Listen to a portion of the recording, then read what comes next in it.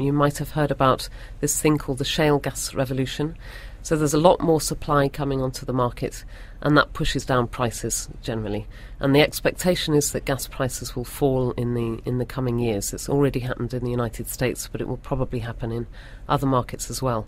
And that, for Cyprus, what does that mean for Cyprus? It means the threshold at which the threshold for the amount of gas you need to make an LNG plant, a liquefied natural gas plant, viable, gets higher and higher. And it gets higher and higher the longer you wait as well. And I think one of the very clear messages that came out from the industry experts today was the latest estimate from Noble, 5 trillion cubic feet, is really not enough to get started on that LNG plant. So in the meantime, we have to wait for more volume, or we have to hope Israel will come on board.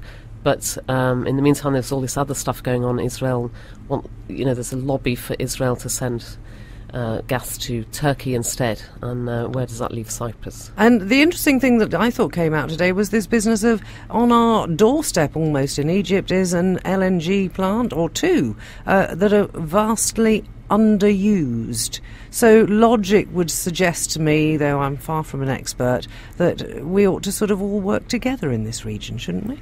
Yes, actually I haven't had a look at the distance, how far is that LNG plant from Block 12, let's say. But certainly, Egypt's more or less run out of gas to exploit. It's still got gas in the ground, but for various reasons it's got these LNG plants that are lying idle. So one of the suggestions, today was why not use that rather than build another one at great cost in Cyprus. Let's bring you in, if we may, Hugh, because we're talking there about using the whole region, in a sense, to pool their resources. And that came on to what the discussion was, which I couldn't stay for to the end, unfortunately. On the last panel discussion, it was about using hydrocarbons as an enabler for dialogue and reconciliation, because it is a troubled region. We mentioned Egypt. That is politically unstable, I think we could say, at the moment.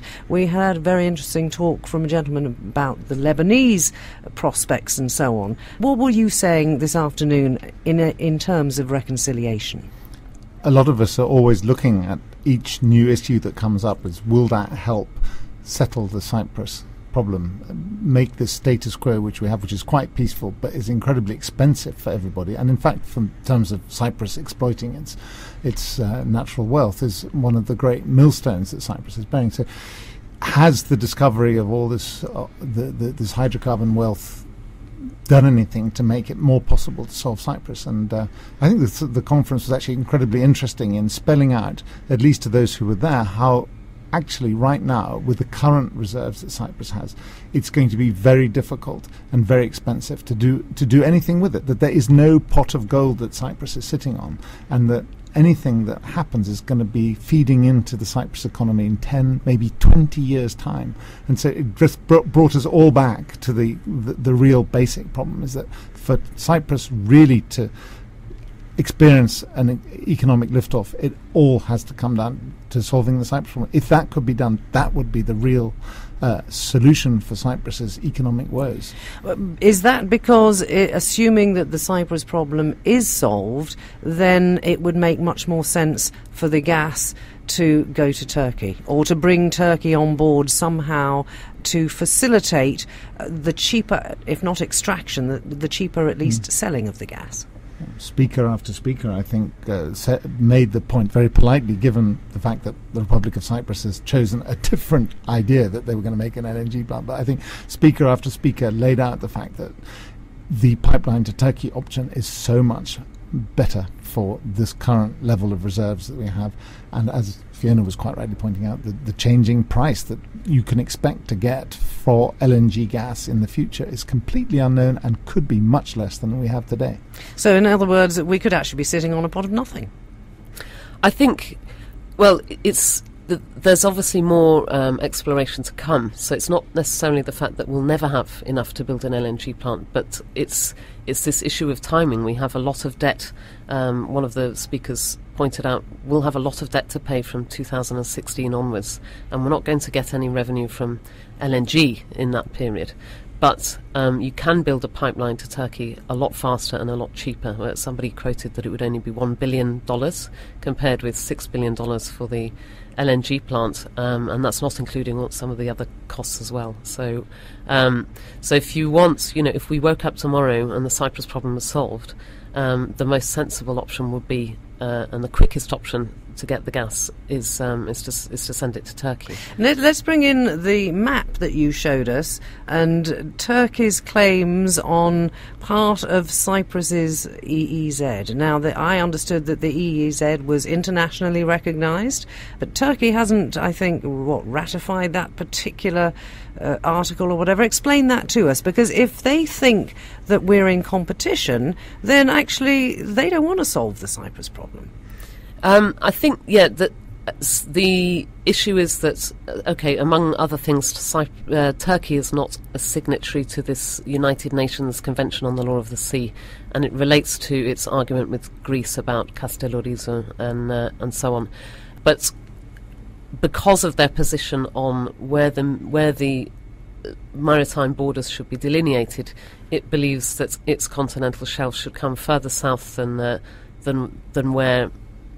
than implied by the Cyprus EEZ. And yes, it's true, the Cyprus exclusive economic zone is lodged with the UN and so on, so it can't do anything legally, if you like, to challenge it. But it's certainly made it very clear that it doesn't want any exploration in those 5 blocks. And interestingly enough, those are the 5 blocks, 1, 4, 5, 6 and 7, that haven't been licensed by the Republic of Cyprus government. But I think this is where, we were trying to find solutions today, is, the answer to that. And we had a Norwegian speaker saying, how has it been dealt with elsewhere, is that you agree jointly to exploit that area. You do it together, you share the resources, rather than I win, you lose, sort of. You try and do it on a win-win basis. And how was that received? I don't know. Well, I can't say people were terribly optimistic about solving the Cyprus problem in the conference, but I think it was a lot of food for thought for those people who thought we don't really need to solve the Cyprus problem because we've got billions of dollars of gas in the ground. All right, and that brings us to expectations, which we were covered extensively, and perhaps the misinformation we're seeing again in Cyprus through the media on what we can expect and what we can't. But if we come back to Turkey, that's your area of expertise, Hugh. What do you make of this idea that we could cooperate with Turkey? Assuming, it's a big assumption, but assuming that people in Cyprus were willing to do that, is Turkey willing to do that? Because they haven't actually yet, I think, got the right infrastructure in place to make maximum use if gas was coming ashore promptly, have they? Well, obviously there's 2 sets of people involved. There's the Turkish Cypriot side and the Turkish side, and I think that the thing that's very difficult to grasp from Nicosia is that Turkey is not paying any attention whatsoever to Cyprus. They're not even noticing this East Mediterranean gas very much. Even the large Israeli gas find, which some people, as Fiona mentioned, are trying to ship directly to Turkey by an undersea pipeline, are not actually getting much traction in Ankara with the leadership there, because the leadership is interested in Iraqi Kurdish gas right now because they think it's cheaper and easier. And so there is a problem of getting some traction of interest in Cyprus at all in Ankara. And I think when you say interest, you mean in cooperating as to the gas, because there have been lots of threats when we started drilling, and ships in the area and this sort of thing. So they were certainly taking an interest then. Was that a bit of a sort of ploy? Yeah, it was initially. You're right. There was a reaction, but I am pretty sure there wasn't a single Turkish newspaper that put that on the front pages.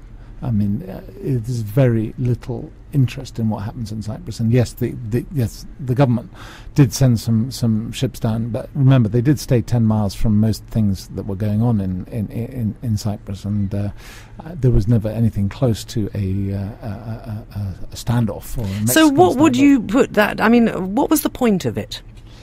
It was to register Turkey's fundamental dissatisfaction with Cyprus running away with the bride. But then I think they came to the conclusion that there wasn't much of a bride there, and that it was very early on in the process they saw, and they had other business to be getting on with.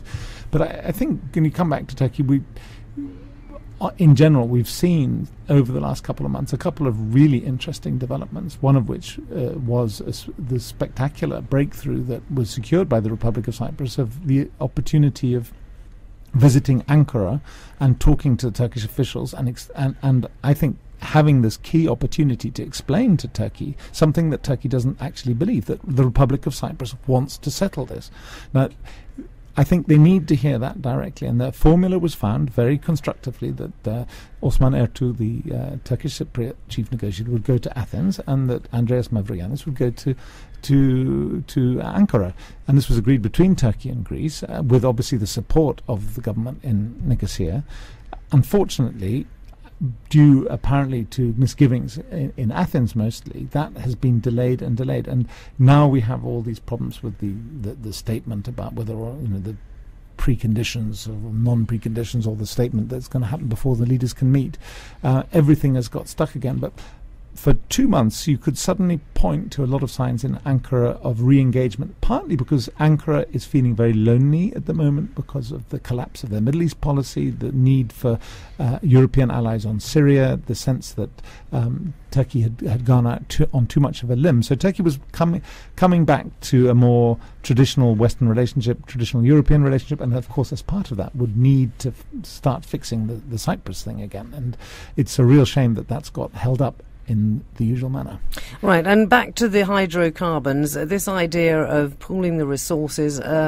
Lebanon in particular seems to be another area where nothing is going to happen in the near future, is it? Because nobody can agree about it. I mean, the similarities are strikingly obvious in some ways. Yes, I thought that was quite enlightening, that even though Lebanon had a lot more bidders for its licensing round than Cyprus did, and very big companies as well, because companies that are involved in Turkey didn't bid for the Cyprus round so much. But so there's a lot of excitement about Lebanon, but when you actually heard someone on the ground talking about how difficult it is to get some of the basic institutions together, that sounded very much like Cyprus. and to basically get their act together to get the gas out of the ground, it made you realise that they're not going to get it out of the ground anytime soon either. So. Now, this idea of geopolitical changes, Israel is at the moment, let's say, the only, in a sense, quite big player in our region,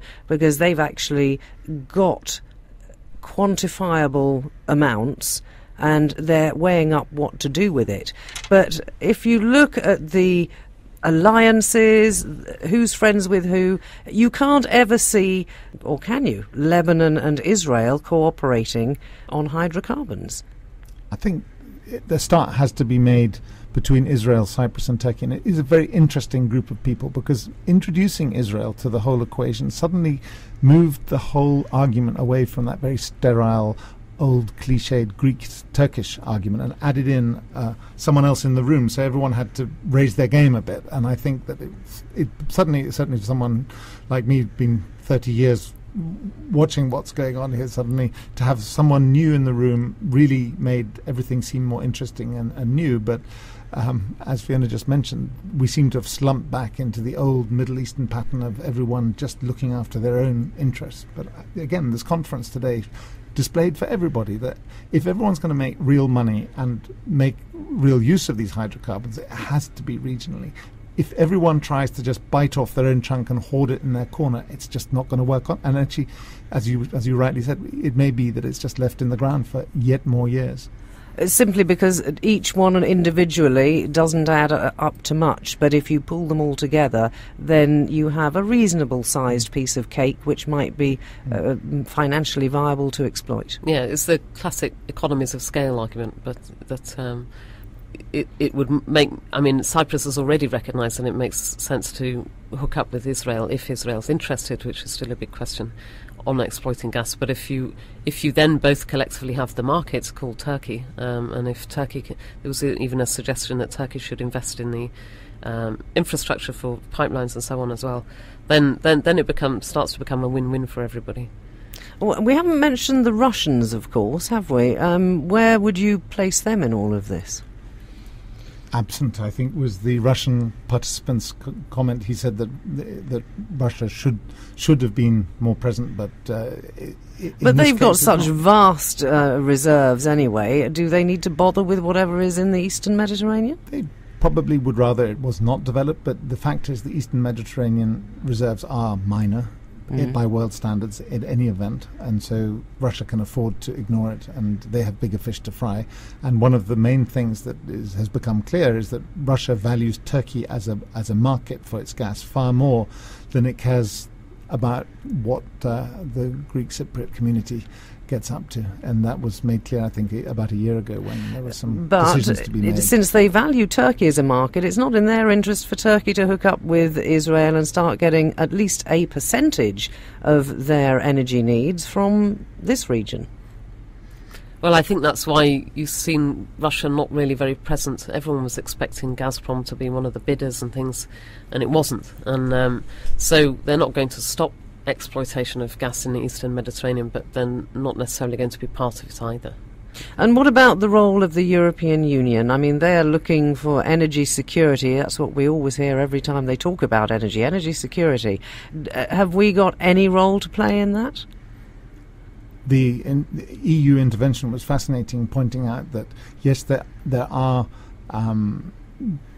possibilities that, for instance, with the declining production of UK's North Sea gas and potentially Norway's declining a little further along the grid, that you might have a gap for some other source of gas to fill. But basically, the European market is not expanding that much, and it may be that the gas coming from the East Med, by the time it gets to Northern Europe, where most of the demand is, it will not be actually very competitive with the extraordinarily cheap energy that is flowing from America these days. And I think that, again, coming back to Cyprus's quandary, is that you have a vibrant market 100 kilometers away that is actually trying to negotiate to get access to the East Mediterranean gas at a reasonable price that would probably be able to meet the costs, at least, of this and give some profit on this East Mediterranean gas, which is not cheap gas, by the way.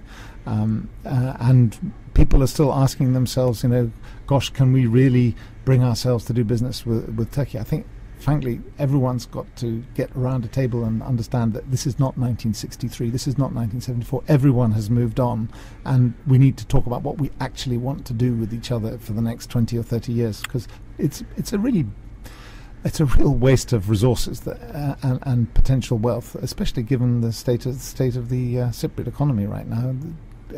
It does make no point to carry on. The status quo, as someone said at our conference today, several people said today, the status quo is not sustainable as it is for Cyprus. The other thing the conference wanted to do was to try and come up with some concrete ideas, but certainly ideas that might push everything forward, or, as they kept saying, think out of the box. I mean, there are so many solutions, or possible solutions, or part solutions, that maybe haven't seen the light of day. Did they come up at the end with any particular recommendations?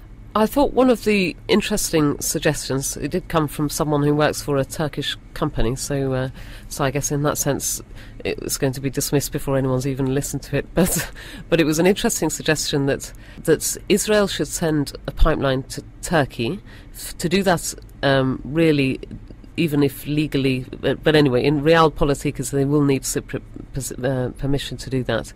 But because it would run through REZ. Yes, okay. Yeah. But the sweetener there is that if you allow us to do that, then we will help you build your LNG plant. I mean, he used the word facilitate, so he didn't necessarily say we'll pay for it, but it will starts to get an incentive for Cyprus to work with, at least give the blessing for Israel to work with Turkey with a view to maybe future cooperation of all three. I think. And then what? The idea would be that the LNG plant here would feed into the pipeline? Good idea. I'm not sure actually what the idea was there. I think the idea is that the pipeline forks, and a certain amount goes to Turkey where there's demand and would be sold, and another pipeline would go to Vasilikos and start feeding possibly initially into the power station, and then eventually into the Cypriot grid, and let's hope to both sides of the island. And that That's the current version of that plan. And again, Turkey is offering to pay for it. I mean, the Turkish company, it's a private Turkish company, they're offering to raise the funds, so it's at their risk. Of course, it's both buyer and seller are in the same boat here. So, I mean, of course, getting people from the Greek Cypriot community to trust Turkey is going to take a little bit more than just a snap of the fingers, but I think that the negotiations would certainly build confidence. Another interesting idea was that Turkey build a gas pipeline now to North Cyprus to start the business of turning the Cypriot economy over to gas. Israel has done a remarkably quick job of turning their economy over to runoff gas, and for instance, it would save an enormous amount of money on electricity bills, because the current fuel for the power station is this filthy mazout, and if it could become natural gas, that would be an immediate gain for Cyprus. And then the pipeline could be reversed once the main Leviathan and Aphrodite volumes became available.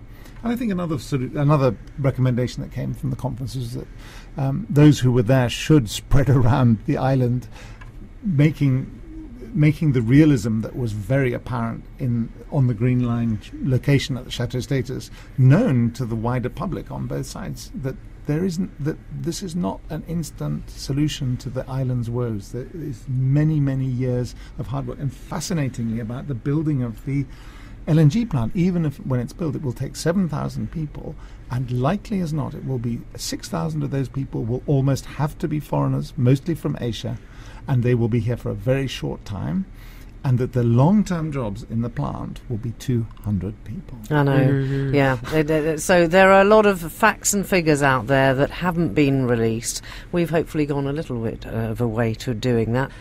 Thank you both very much indeed for coming in and joining me on the programme this evening.